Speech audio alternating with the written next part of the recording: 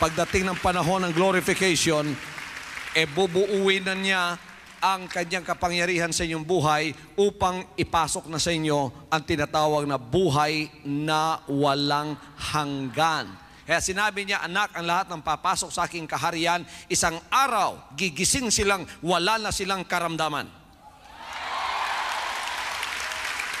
Anak, ang papasok sa aking kaharian na magiging anak ko, isang araw, gigising sila, wala na silang karukhaan. Isang araw, gigising kayo, hindi na kayo tatanda.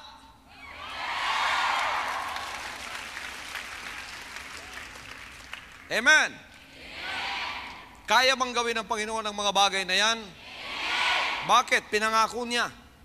From heaven, we are looking to our Savior, the Lord Jesus Christ, who will change our vile bodies.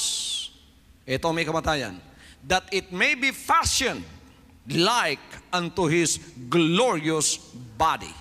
Magiging katulad ng kanyang katawan na walang kamatayan.